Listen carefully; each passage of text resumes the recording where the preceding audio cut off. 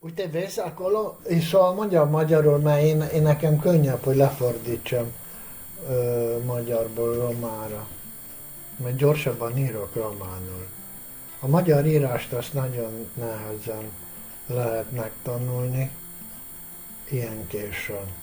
Habár most vannak ezek a ö,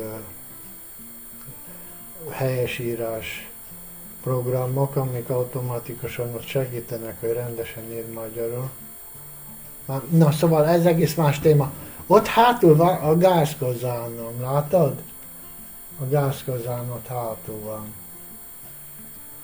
Szóval lehet olcsó házakat venni Szeged körül,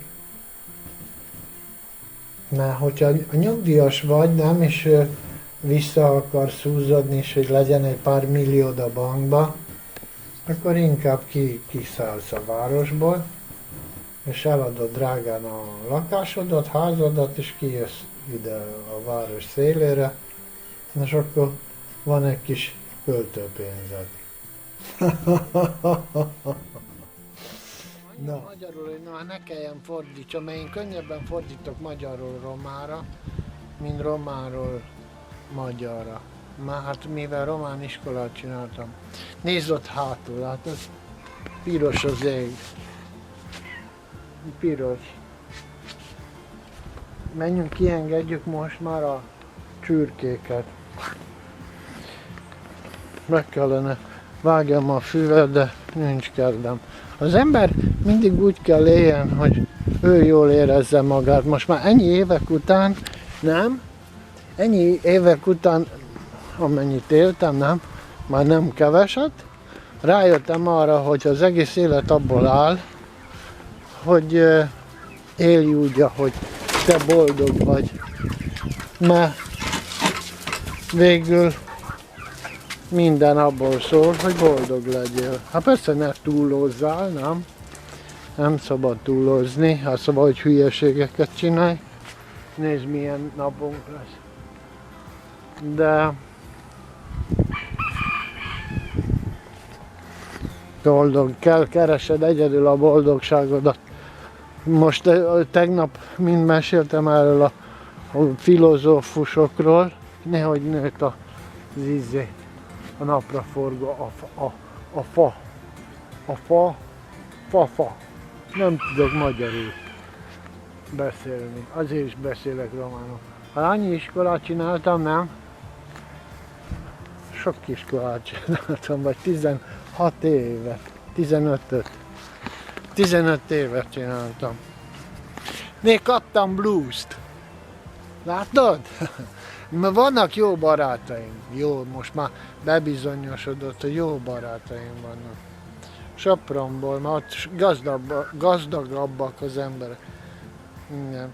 Csomagot kaptam, és nem egyszer, többször csomagot kaptam. Nézd ide, itt van az első pornófilm. Majdnem. Szóval lesz tojás akkor, fiam, lesz tojás. Igen, szóval ilyen kicsi örömekből áll ez az élet.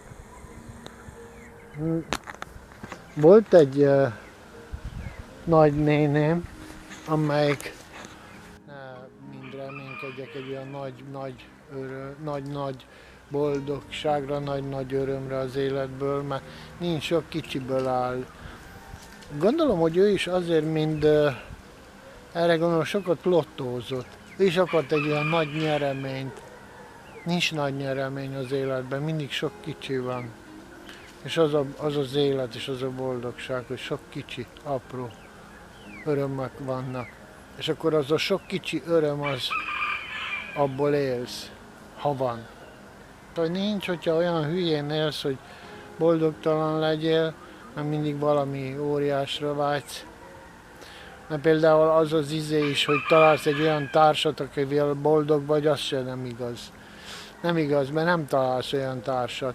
A társ is olyan, hogy egy pár hónapot elején, vagy mondjuk, hogy egy év is, azután pedig olyan szokásos lesz, hogy már nem lesz olyan. Aki fordítottját mondja, az hazudik. Az hazudik. Minden reggel örülök, hogy van kertem.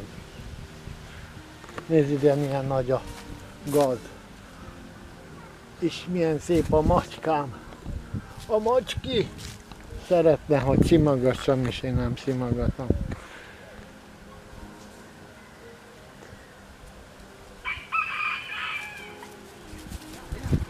Hogy filmezni már olyan érdekesen benőtt, de ezt le lehet pucolni.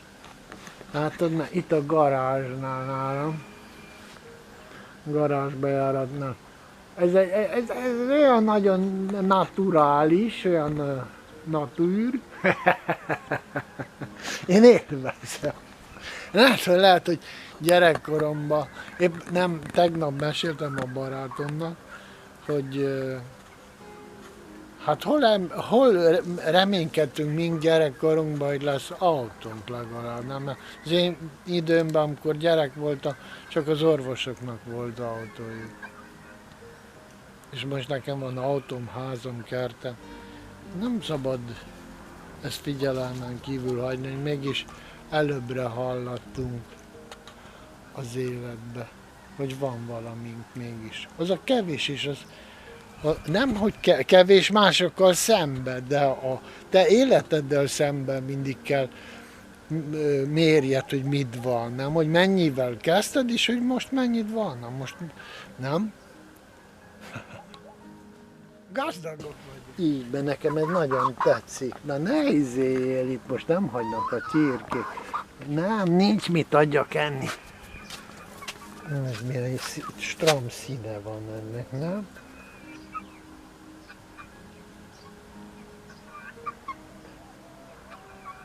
Ebbe az évben töltene be apám, most szeptemberben 100 évet. 100 éves. Későn csinált apám. Apám tudod mikor csinált? 36 éves korában. Na, kellemes napot!